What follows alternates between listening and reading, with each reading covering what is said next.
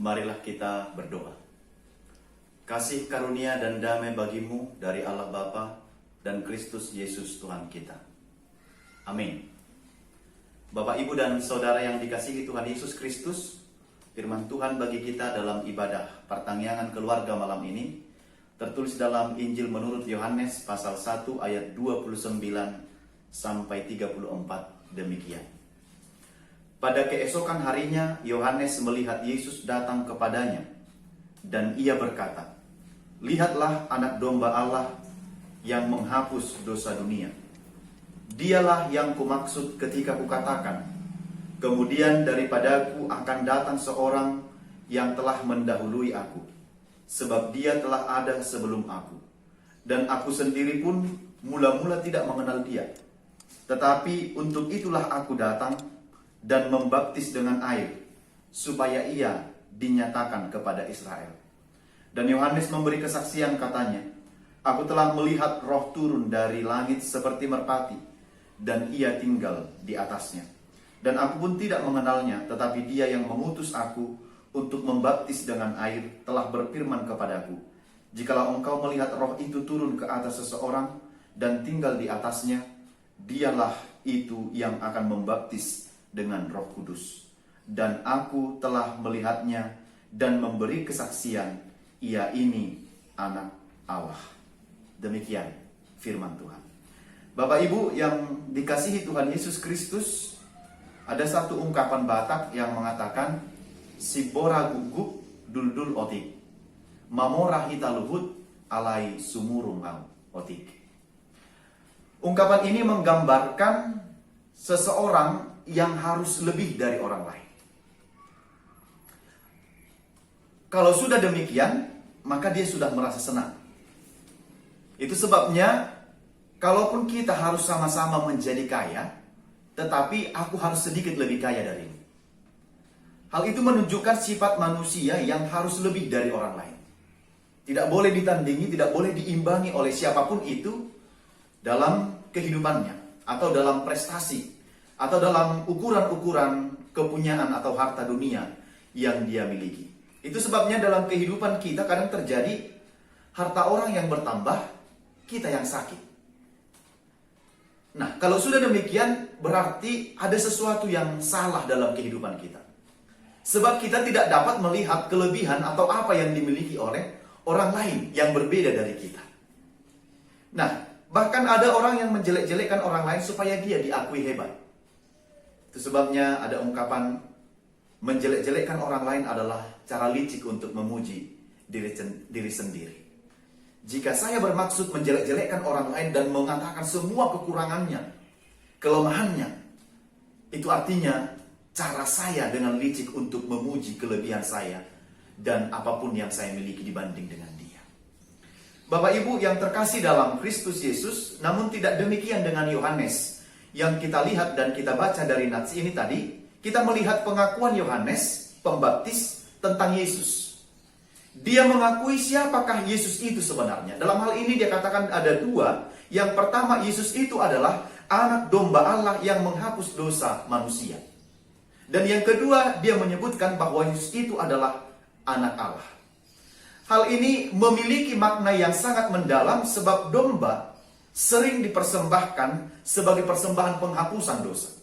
Kalau kita ingat dalam konsep perjanjian lama, hal ini terjadi. Lalu Yohanes mengatakan bahwa Yesus itu adalah domba. Tapi domba yang satu ini bukan dipelihara di dunia dan bukan milik dunia. Tapi domba ini adalah milik Allah. Itu makanya disebut dia domba Allah.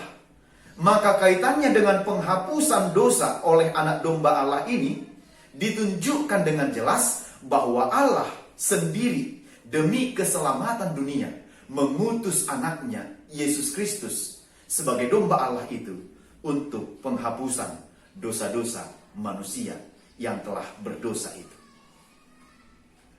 Itu sebabnya sejak awal memang Yohanes dengan jelas memperlihatkan dalam nats ini bahwa awalnya dia tidak mengenal itu siapa Yesus, bagaimana rupa Yesus. Namun petunjuk yang datang kepada Yohanes, akhirnya Yohanes mengenal siapa itu Yesus. Ia melihat Roh Kudus turun dari langit dalam rupa merpati dan tinggal di atas Yesus. Setelah melihat itu, maka nyatalah kepadanya bahwa yang berhadapan dengan dirinya itu adalah Anak Allah. Itu sebabnya dalam nas ini dengan jelas kita lihat bahwa pemberian Allah bagi dunia ini terhadap anaknya Yesus Kristus itu adalah domba Allah untuk pengampunan dan penghapusan dosa-dosa kita, supaya kita beroleh keselamatan dan pengampunan dosa. Oleh karena itu, setelah melihat itu semua, nyatalah kepada kita bahwa yang berhadapan dengan roh itu yang datang dalam rupa merpati itu adalah Allah.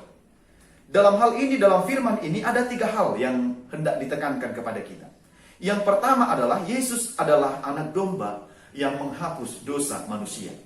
Yohanes mengatakan bahwa kedatangan Yesus, sang anak domba Allah itu, untuk menghapus dosa dunia. Jadi kedatangan Yesus ke dunia ini bukan secara eksklusif atau hanya untuk orang-orang tertentu saja, tetapi kedatangannya adalah untuk dunia. Hal itulah yang menjadi keyakinan kita bahwa kedatangannya juga untuk keselamatan dan penebusan kita. Itu makanya kita tidak ragu lagi. Sebab pemberian Allah terhadap anaknya Yesus Kristus, domba Allah itu adalah untuk pengampunan dosa dunia. Bukan hanya untuk milik kelompok dan orang-orang tertentu, suku tertentu, kelompok tertentu, ras tertentu. Tetapi justru pemberian Allah terhadap anaknya Yesus Kristus itu adalah untuk pengampunan dosa dunia ini. Itu sebabnya Yesus adalah milik dan juru selamat dunia ini.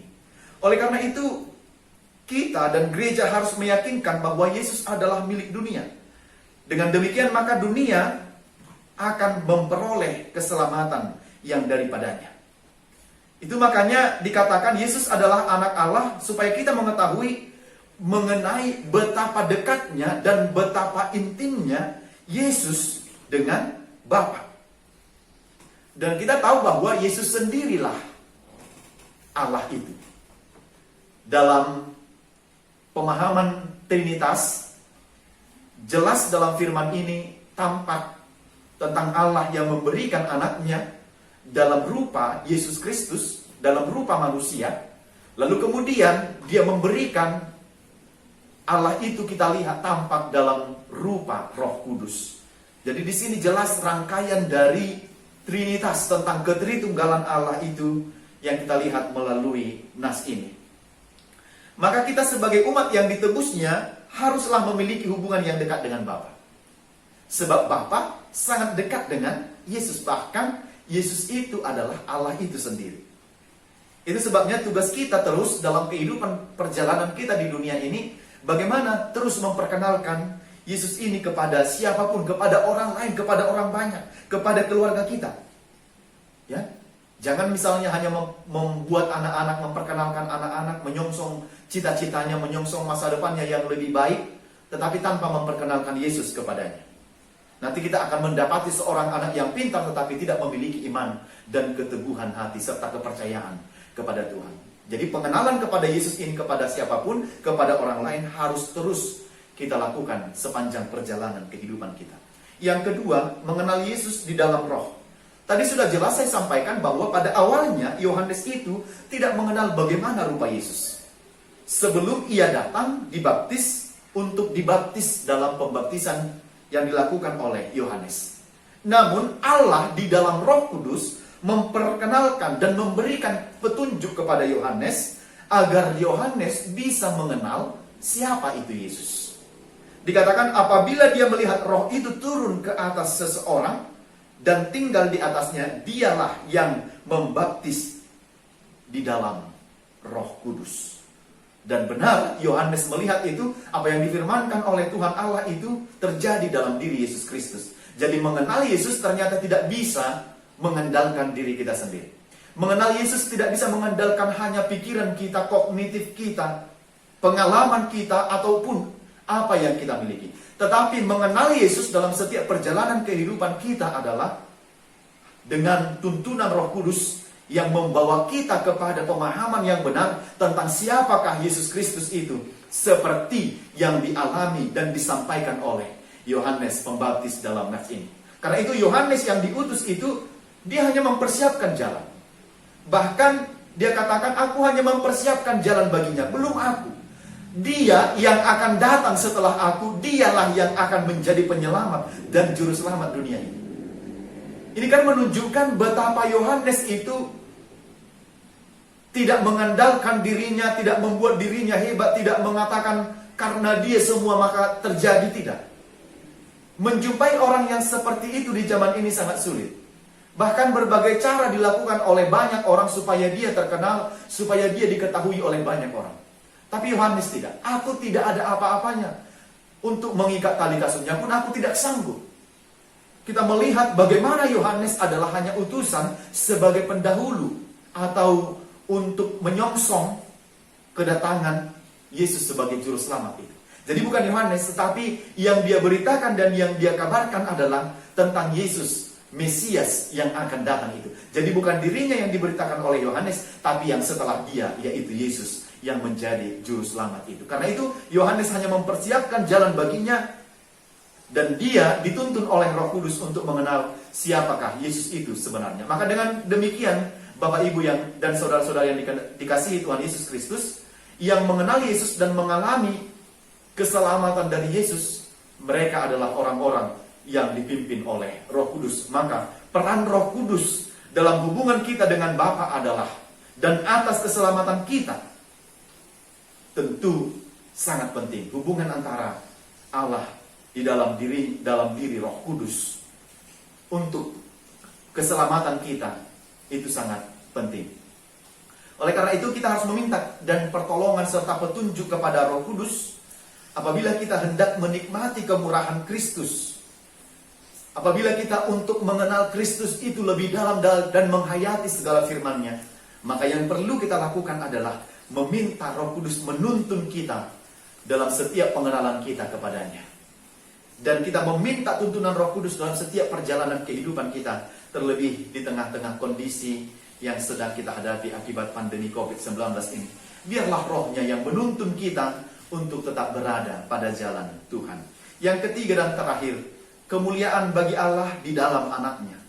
Keselamatan yang sampai dan menjadi milik dunia di dalam Kristus Yesus adalah demi kemuliaan Allah.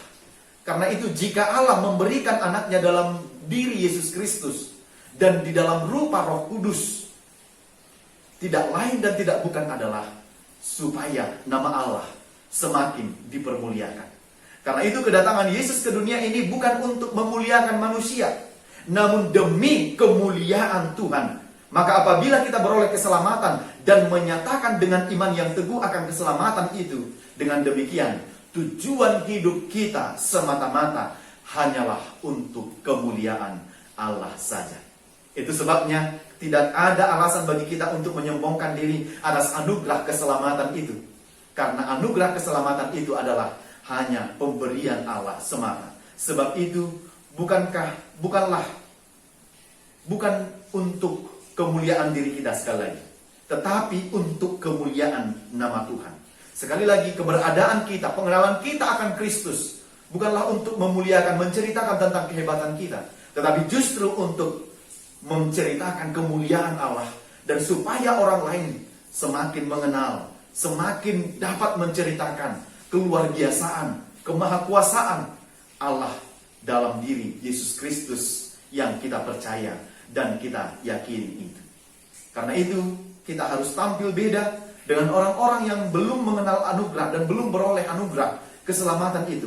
Namun tampilan itu semata-mata pun, jika kita harus tampil beda dengan orang lain, tetapi tampilan kita itu hanyalah untuk kemuliaan dan menunjukkan kepada dunia bahwa kita beroleh keselamatan itu agar dunia juga datang dan percaya kepada Yesus Kristus yang kita percaya itu. Karena itu Bapak Ibu, kedatangan Yesus dan pengenalan kita kepadanya di dalam Roh Kudus adalah hanya untuk kemuliaan Allah semata. Karena itu firman ini dengan jelas menyatakan kepada kita, milikilah pengenalan yang benar akan Kristus, sebab Roh-Nya menuntun kita untuk mengenal Dia dalam setiap perjalanan kehidupan kita. Sebab banyak orang yang sudah lama menjadi pengikut Kristus, tetapi tidak mengenal siapakah sebenarnya Yesus itu dalam setiap perjalanan kehidupannya. Karena itu hari ini kita diingatkan, jika kita sudah mengenal Kristus, tentu kita mengenal karya, perbuatan, kasih-Nya, dan apapun yang Dia lakukan dalam setiap perjalanan sejarah kehidupan manusia. Dan itu juga yang kita yakini di tengah kondisi yang sedang kita hadapi ini. Maka Allah dalam diri Yesus Kristus dan Roh Kudus akan menyertai, memberkati kita di dalam perjalanan kehidupan kita. Amin. Kita berdoa. Bapa di surga, kami bersyukur dan berterima kasih atas segala anugerah, berkat, dan karunia yang Engkau berikan dalam sepanjang perjalanan kehidupan kami. Terima kasih pada malam hari ini kami telah mendengarkan kebenaran firman. Ajarlah kami untuk senantiasa tetap percaya dan meyakini bahwa Engkau adalah Allah Bapa yang mengutus anakmu Yesus Kristus ke dunia ini. Dan Engkau dalam rupa Roh Kudus memberikan Roh-Mu kepada kami, supaya di dalam Roh-Mu itu Engkau memelihara, menyertai, dan memberkati setiap perjalanan kehidupan kami. Terima kasih atas firman-Mu yang meneguhkan dan menguatkan kami. Tolonglah kami, agar setiap perjalanan kehidupan kami dan apapun yang kami lakukan di dunia ini, itu semata-mata hanya untuk memuliakan nama Tuhan saja. Sebab Engkaulah yang mulia, sebab Engkaulah yang berkuasa, dan Engkaulah yang kekal sampai selama-lamanya. Berkatilah seluruh umat Tuhan yang melakukan ibadah mereka pada malam hari ini di setiap rumah mereka masing-masing. Berkati dan lindungi mereka. Engkaulah yang menjagai setiap tubuh, roh, dan jiwa mereka. Jauhkan dari segala mara, bahaya, penyakit, serta iblis yang merayu, menggoda dalam setiap kehidupan kami. Berkatilah negara dan bangsa kami, serta dunia ini yang dalam kondisi pandemi COVID-19 ini. Dalam anjuran pemerintah, dalam waktu yang dekat kami akan memasuki new normal, kehidupan dalam tatanan yang baru. Biarlah kami boleh taat, tunduk terhadapnya, agar kami boleh menjalani masa-masa yang baru bagi kami di dalam pertolongan Roh Tuhan yang senantiasa menuntun kami. Kami serahkan seluruh kehidupan kami dalam tangan pengasihan-Mu dan ampuni dosa kami. Hanya di dalam Yesus Kristus kami berdoa dan bersyukur kepadamu. Amin.